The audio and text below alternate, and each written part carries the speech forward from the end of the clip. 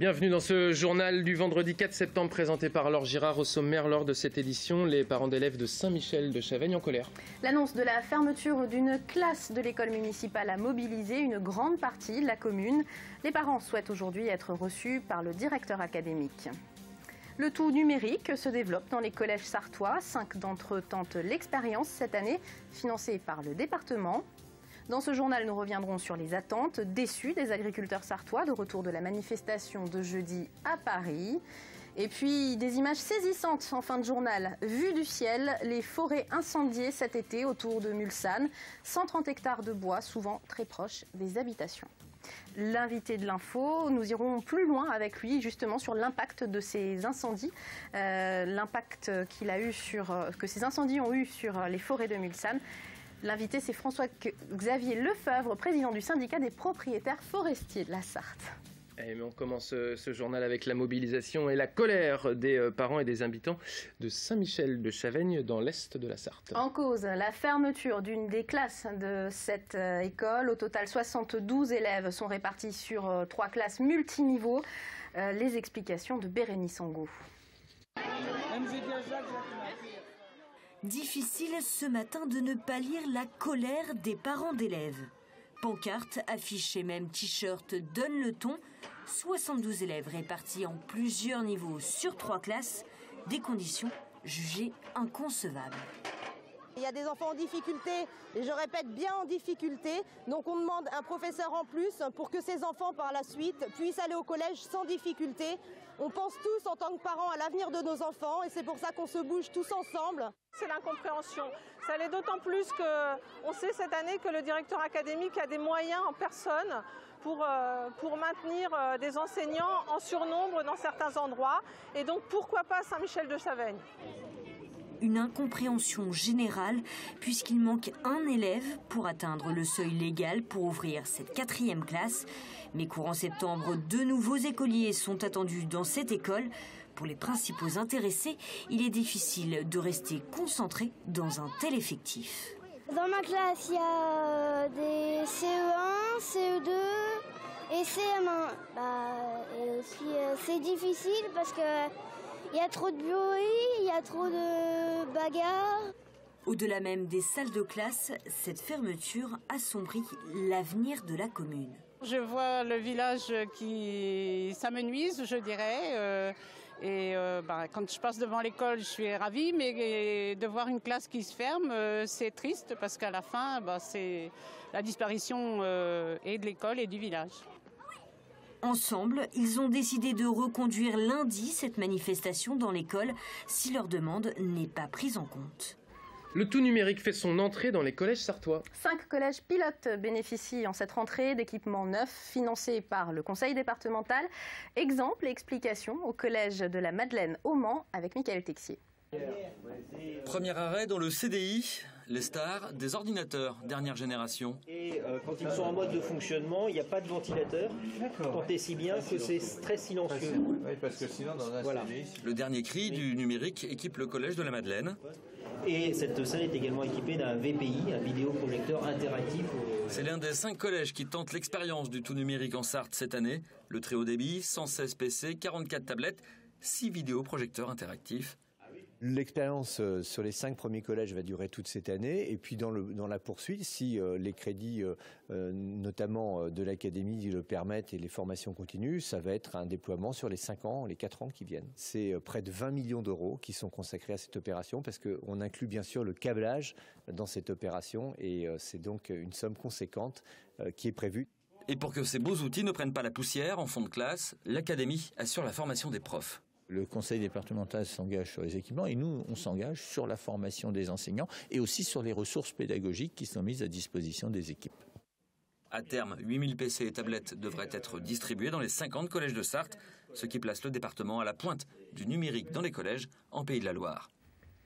De retour maintenant sur la manifestation de jeudi à Paris. Les agriculteurs sarthois alors restent sur leur faim. Oui, ils ont roulé une bonne partie de la nuit pour revenir au bercail. Des agriculteurs globalement déçus, mais ils gardent quelques bons souvenirs de cette expérience parisienne. Michael Texier.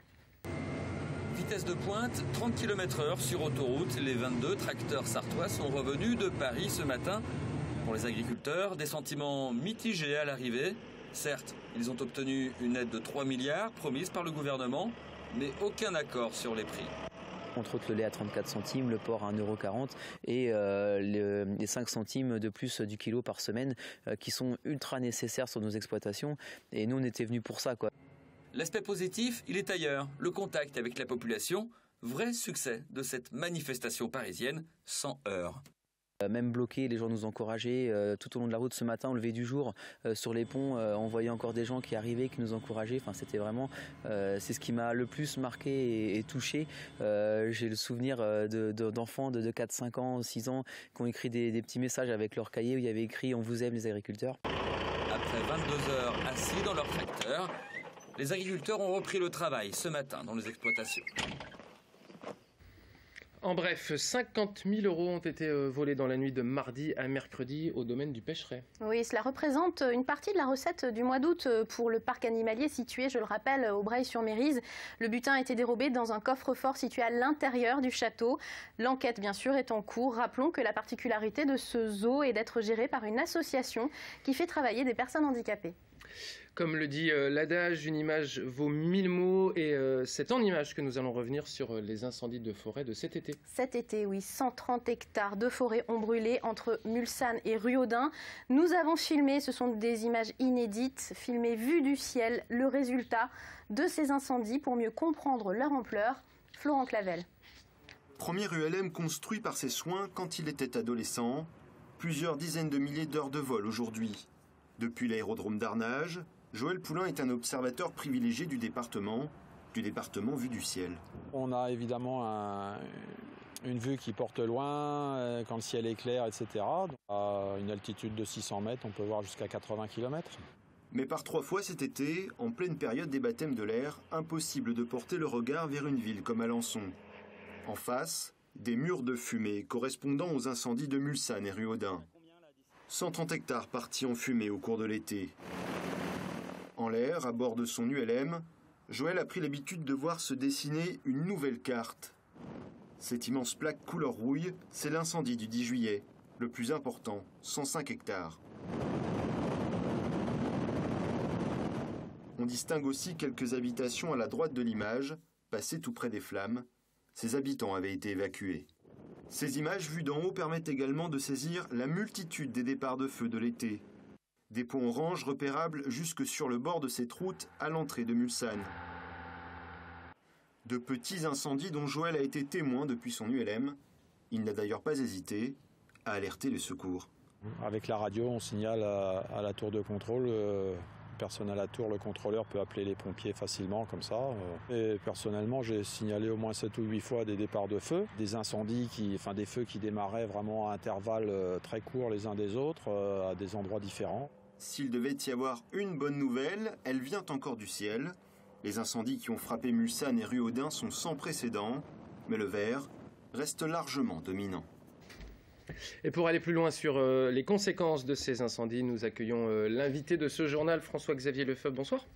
Bonsoir. Bonsoir François-Xavier Lefebvre. Vous êtes président du syndicat des propriétaires forestiers de la Sarthe. Oui. À ce titre, vous avez rencontré lors d'une réunion la semaine dernière un grand nombre de propriétaires forestiers. Vous les aviez invités pour les sensibiliser et les appeler à se mobiliser finalement à la suite de ces incendies. Oui, et les élus des communes concernées nous avaient demandé également de nous mobiliser. Donc c'est en concertation avec eux que nous avons organisé cette réunion. Évidemment, on n'ose pas dire, quand on voit les images que vous nous avez fait passer avant, que c'était un succès, mais en tout cas, on s'est aperçu qu'on a eu environ 160 personnes. Ça veut dire qu'il y a une attente très précise de la part des habitants de la région. Une attente très précise auquel nous avons essayé, avec l'administration qui était présente, le CRPF, enfin d'autres intervenants, un représentant de la Chambre d'agriculture, nous avons essayé de répondre. De répondre, donc dans un premier temps, dans l'urgence, de répondre aux préoccupations de commercialisation de ces bois. Comme vous les avez vus sur ces images, ils sont tous léchés plus ou moins profondément par le feu. Donc, commercialisation de ces bois, ça veut dire que ce bois qui a été léché par les flammes, oui, qui est brûlé, est commercialisable malgré tout. Il a une valeur marchande. avec une moins-value qu'on peut estimer. Hein. Les chiffres que je vous donne, c'est purement estimatif. Qu'on peut estimer de 20 à 30% de décote, si vous voulez, des bois. Mais par contre, le seul problème, c'est qu'il faut intervenir très rapidement. Pour plusieurs raisons. C'est que déjà dès maintenant, les bois vont commencer à se déprécier, les écorces tombent.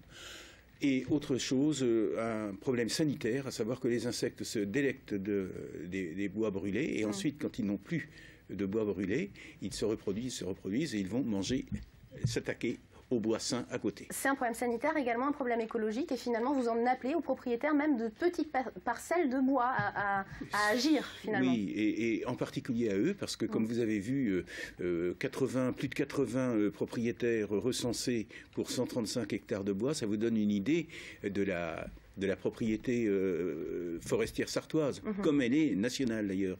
Énormément de propriétaires. De petits propriétaires finalement, de gens avec des qui transmissions, ont hérité, des transmissions familiales, donc souvent avec peu de moyens techniques, peu de moyens financiers si on veut. Et donc il était absolument nécessaire d'essayer de leur apporter une réponse. À qui peuvent-ils s'adresser, ces petits propriétaires aujourd'hui? Nous avons donc mis, lors de cette réunion, des coupons réponses à leur disposition. Il fallait accélérer le mouvement, donc j'ai un petit peu bousculé l'affaire. On leur a demandé de déposer dans les mairies des communes intéressées ces coupons pour aujourd'hui. Il y avait une semaine de délai. Le vendredi 4 septembre, donc. Voilà. Mais ils le savent. Et c'est basé sur le volontariat, bien entendu. Ceux qui désirent vraiment rester individuels ou qui sentent la capacité de négocier seuls, on ne les force pas. Et sinon, l'idée, c'est que l'Union fait la force. Vous leur proposez de se réunir, finalement, en une sorte d'association de riverains pour vendre leurs parcelles en nombre, pour avoir des prix, c'est ça? Voilà, pour ceux qui le désirent, et pouvoir proposer aux professionnels du bois des lots plus importants pour lesquels, évidemment, ils feraient des propositions financières plus intéressantes. Si d'aventure, et ce sera la dernière question, ils n'avaient pas eu l'information ou des gens seraient intéressés, ils peuvent s'adresser en mairie, par exemple? Ils peuvent s'adresser directement au CRPF, le Centre régional de la propriété forestière, qui est un établissement public, ou également, même s'ils ne sont pas syndiqués, directement à moi-même, président du syndicat de la propriété de la Sarthe. Propriétaire forestier de la Sarthe. Voilà.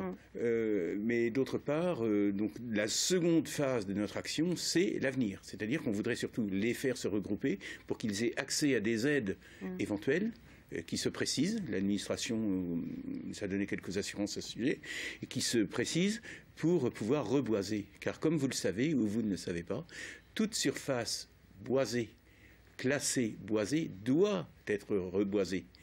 Donc quand vous abattez, vous replantez, et quand le sinistre passe, il faut reboiser. Ce sera le mot de la fin. Merci François-Xavier Lefebvre pour ces précisions. Je vous remercie, vous rendez service à la forêt du département. Merci. Allez, une image maintenant traditionnelle et immuable en cette rentrée, c'est celle lors de la foire aux oignons au Mans. Oui, le rendez-vous est connu des Sartois depuis le Moyen-Âge. Bien sûr, aujourd'hui, seule une quinzaine d'étals proposent oignons et ail de toutes sortes. Mais la foire, avenue de la Libération, reste un moment apprécié des Manceaux. Environ 200 stands vous attendent encore ce vendredi soir et jusqu'à 1h du matin. Julien, ça vous dit ?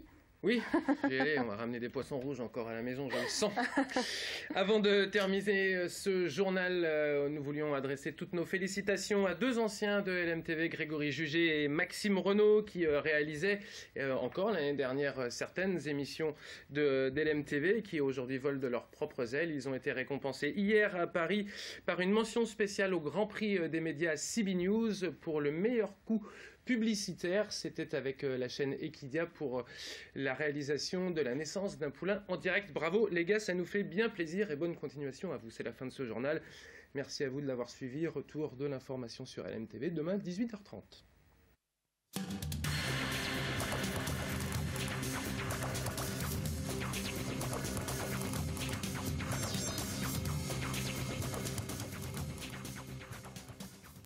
La quotidienne cette semaine sur LMTV avec la Foire du Mans 2015 du 10 au 14 septembre.